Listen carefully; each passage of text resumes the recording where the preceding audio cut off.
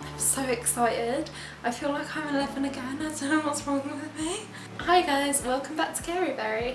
I'm very hot right now, so if I look a little sweaty, apologies. It's currently like 36 degrees in London and I am sweating. So today is Friday and on Tuesday I got my copy of Midnight Sun.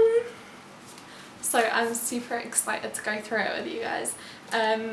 Like, I loved Twilight when I was younger, but like it wasn't cool. So then like I stopped loving it, and then every kind of now and then I'll get back into it. But I haven't read the books in a really long time. I think like I last probably read the books about like over 5 years ago. So I was super excited for Midnight Sun because it was going to be like a refresher to me.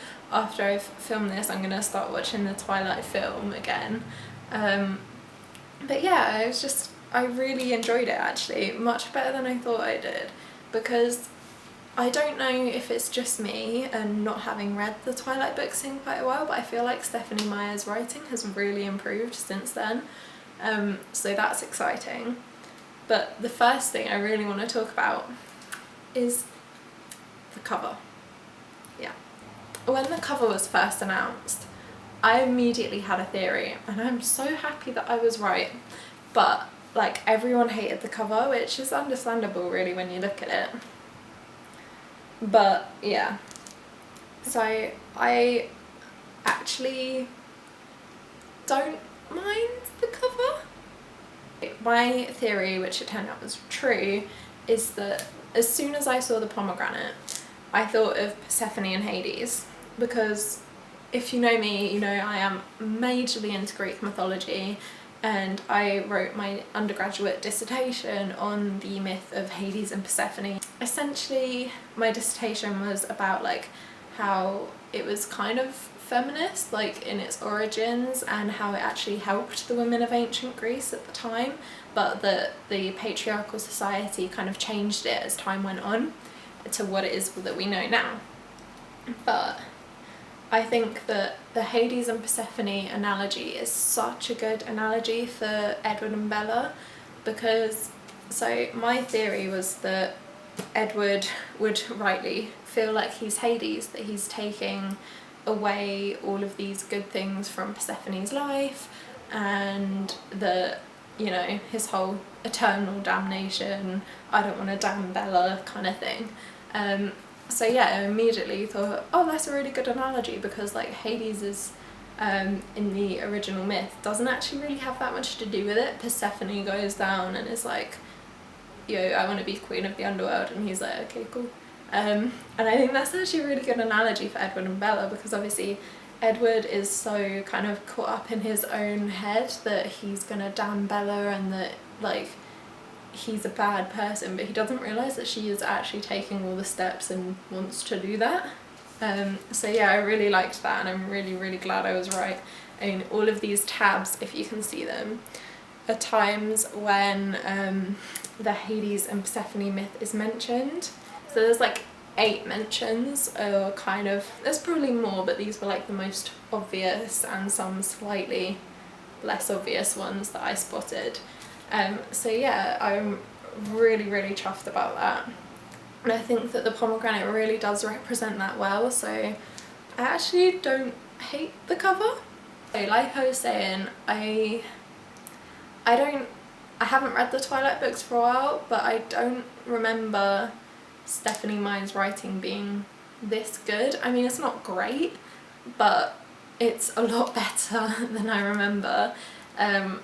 I mean, Edward is still chuckling, if you've seen that TikTok. I really did actually quite enjoy it, and I kind of loved getting back into that Twilight kind of headspace. I think as well, one thing that I really loved was that in the Twilight books, I don't think all the characters were fleshed out the best. Like, I think that they were very annoying in some respects. Like, I really didn't like Bella when I read the books, and I wasn't a massive fan of Edward either. Like, I was kind of more into the background characters like Alice and Carlisle and pretty much all of the Cullens really. I really enjoyed them and I wanted to know more about them, and I think that's something that Midnight Sun does really well. Because it's from Edward's perspective, you get to hear all of the things that the other characters are thinking. You get all of his like background knowledge on the Cullens and how they came to be, and you get all of this depth to them that was really missing in the Twilight books. And that happens for the humans as well. Like, okay, they are all like 17, so they're kind of a bit dumb, but like you really get a lot more of Angela's character in this, which I really like. And I found it really interesting with like Charlie, how Edward saw Charlie and Renee, and how like combined they kind of led to Bella, and how he can't hear her thoughts. I found that really interesting. I think that Stephenie Meyer's writing style really has improved, and it was still really gripping. I mean, if you're expecting anything different from Twilight, then I think you're looking at it for the wrong reasons. The reasons that I wanted to read Midnight Sun were because I wanted more information on the background characters, and I think that's what really stood out in this novel. And honestly, I think that Edward, at least to me, Edward and Bella came out a lot better in this book than they did in Twilight, because I don't know if that's just seeing it through Bella's eyes, but from Edward's perspective you can see more to Bella. I mean, she is still quite annoying, but you see what he sees in her, and I like that. And then there's the whole like darkness of his brooding, and I mean essentially he is an angsty Tumblr teen, but his character isn't the best. But I really enjoyed getting more insight into before he met Bella in this, and I think that was done really well. I mean, I was surprised at how big it is. I really didn't expect it to be that big, but I actually really enjoyed it. I mean, I read it in like 2 days, so yeah, it was really good, better than I expected. I think I probably would want to reread the Twilight series. I think that reading this has made me want to reread and rewatch them, but I honestly think that I would prefer the entire series told from Edward's perspective.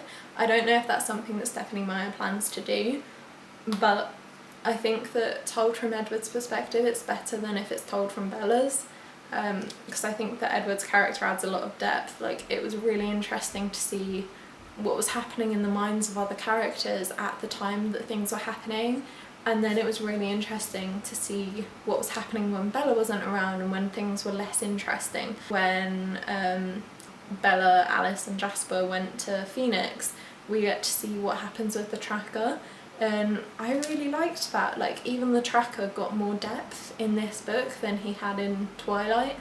But yeah, like, you get so much more from this. So I think that if like you were recommending to someone new to Twilight whether to read Midnight Sun or Twilight first, I think that I would actually almost recommend that they read Midnight Sun and then Twilight. But then I don't know if that's just because I have the knowledge of what happened in Twilight and if that makes it make sense in the context of Midnight Sun. But I do think that it is really worth doing. Like, yeah, I would probably read this over Twilight. I think it's better than Twilight, but that's because I love the dark kind of edges to it of Edward's thoughts. So yeah, I think it's really, really worth the read. So yeah. Okay, and then just before I filmed this video, I also got my copy of The Dragon Republic in the post, so I am super excited to start that, and hopefully I will have a video about the Poppy War trilogy soon. Okay guys, thanks for watching, and I will see you in the next one. Bye guys!